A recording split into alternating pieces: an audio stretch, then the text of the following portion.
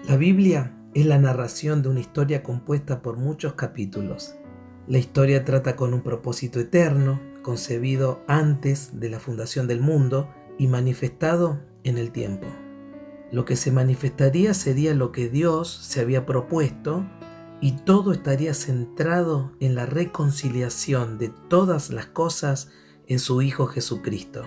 La razón para eso era para que el Hijo tuviera preeminencia en todo y hacer de una humanidad dividida una creación nueva. Todo lo que leemos en la palabra recopila la manera en cómo Dios logró lo que se había propuesto en sí mismo.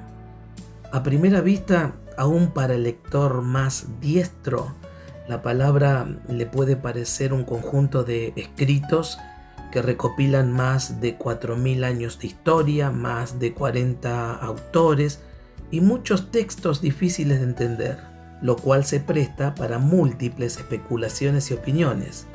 Por eso, para mucha gente, la palabra es un libro misterioso y lleno de contradicciones.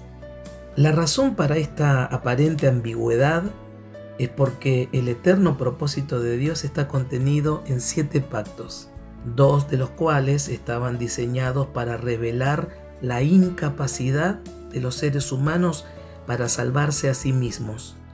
Estos 2 pactos no eran buenas noticias. Los otros 4 pactos eran precursores de Cristo, los cuales contenían buenas noticias. Estos 6 pactos, 2 por obras y 4 por gracia, encuentran su culminación en el nuevo pacto.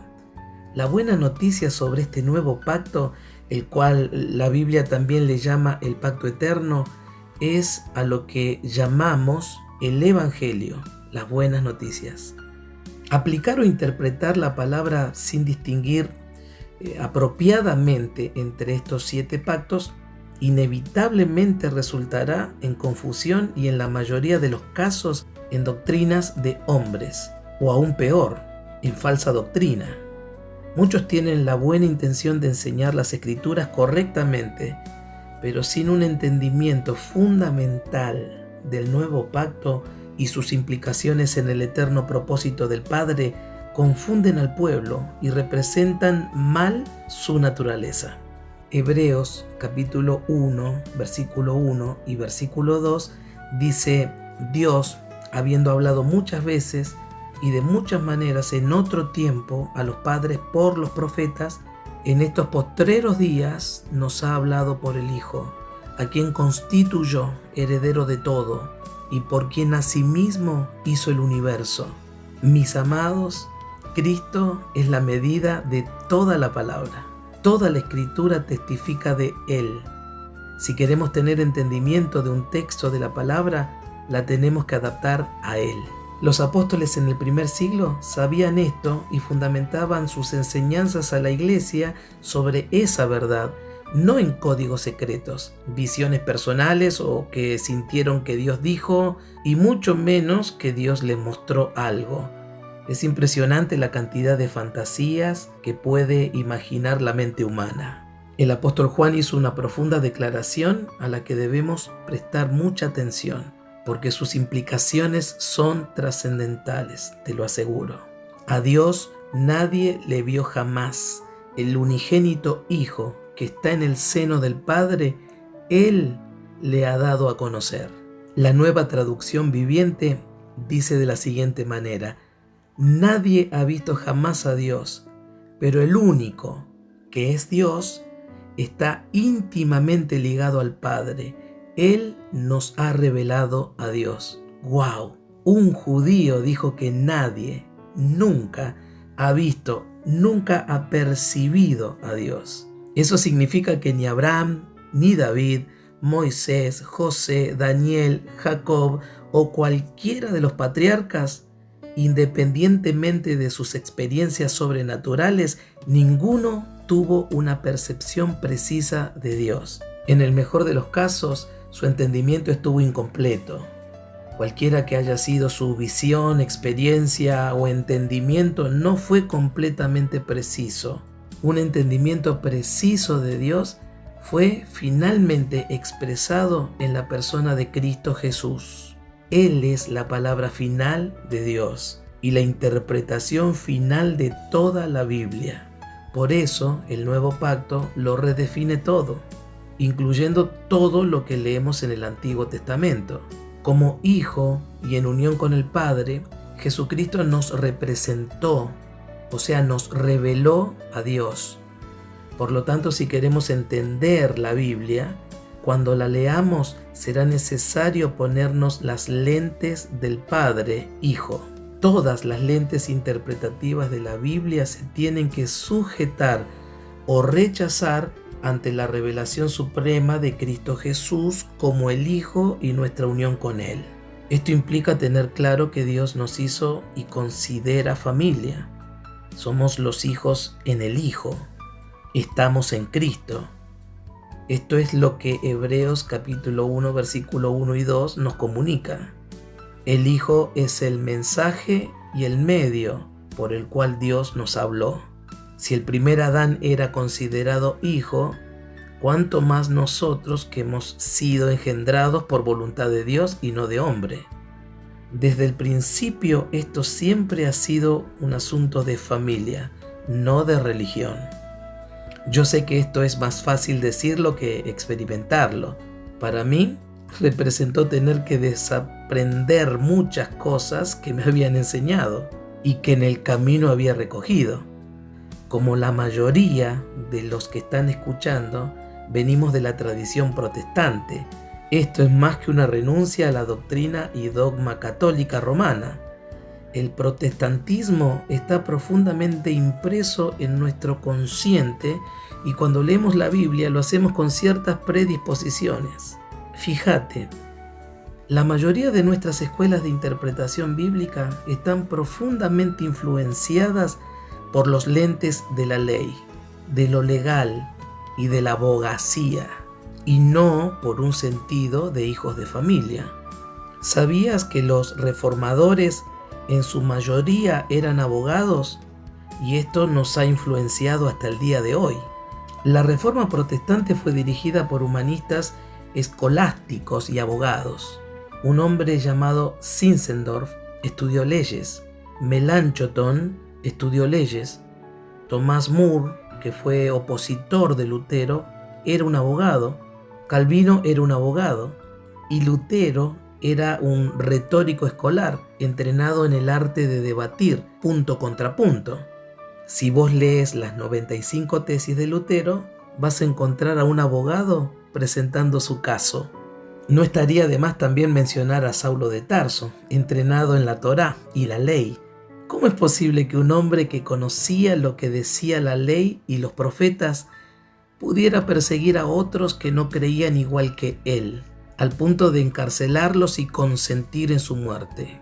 Ese es el efecto cuando la religión se informa de leyes, principios, retórica, opiniones, experiencias subjetivas y debates. Fue así en el pasado y es igual en nuestro tiempo. Considera la manera en cómo la mayoría de los cristianos manejamos nuestras diferencias. Todo es blanco o negro, intensamente judicial, no un espíritu de familia. En la mente de un abogado no hay medios, o perdés o ganás. Estás bien o estás equivocado. Es bueno o es malo. Eso no es otra cosa que el fruto del árbol del conocimiento del bien y del mal. ¿Me explico? Lamentablemente, las atmósferas de argumentación fueron los vientres en los cuales muchos creyentes nos hemos formado. La tendencia es ganar el argumento y no aprender la verdad en Cristo. Esa no es atmósfera de familia y amor que debe caracterizar la formación espiritual de la vida de un hijo de Dios. En el eterno propósito, la separación se resuelve por medio de la remoción de la culpa, no solo acusando a los culpables. En Cristo, la justicia es haciendo de los rebeldes hijos, no castigando a los hijos para enviarle un mensaje a los rebeldes y desobedientes. Mis queridos hermanos, esto tiene profundas implicaciones para la iglesia y su misión en la tierra. La manera en cómo escogemos leer la Biblia influenciará todo en nuestra vida, desde nuestra perspectiva de la Biblia, nuestra comunión con Dios y nuestras relaciones interpersonales. Lo que somos y sabemos se mostrará en esas tres áreas fundamentales de la existencia humana. Si para vos la doctrina es un argumento que debes ganar y solo vos tenés la razón, lamentablemente todo es combativo dentro tuyo. Esto es lo que produjo los interminables debates, fragmentación, separación y divisiones. En el siglo XVI, esto terminó con muertes y muchos cristianos matando o consintiendo con la muerte de otros. En vez de amar aún a los que son difíciles de ser amados y con aquellos que no estamos de acuerdo, y presentar la vida y el amor de Cristo Jesús para la salvación del mundo, muchos de nuestros intentos son para que la gente crea en la Biblia de la manera que nosotros la creemos o interpretamos. Para muchos evangélicos la Biblia es un ídolo, por supuesto a la manera que ellos la creen. Si algo nos enseña la encarnación de Jesucristo, es que el amor es relacional, requiere meterse en pozos cenagosos de pecado e invitar a otros a escuchar una nueva canción, la de los redimidos. Solo así podremos dirigir paso a paso a los hombres y mujeres, jóvenes y niños, a su Padre Celestial, a través de Cristo por causa de la gracia y por medio de la fe.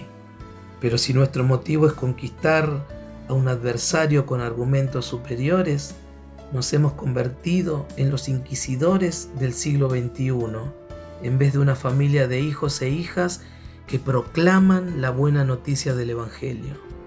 El mundo se da cuenta, lo ve, lo reconoce y correctamente lo rechaza. Mis hermanos, necesitamos regresar a lo básico. En Cristo no hay códigos secretos, profecías de interpretación privada o unos pocos privilegiados con revelación. Somos una familia de hijos e hijas que necesitamos aprender a Cristo. Para esto necesitaremos nuevos lentes para entender la palabra y su mensaje, regresar al fundamento y comenzar otra vez. Hago mía las palabras del apóstol Pablo escribiendo su segunda carta a los Corintios en el capítulo 11. Espero que toleren un poco más de mis locuras. Por favor, ténganme paciencia.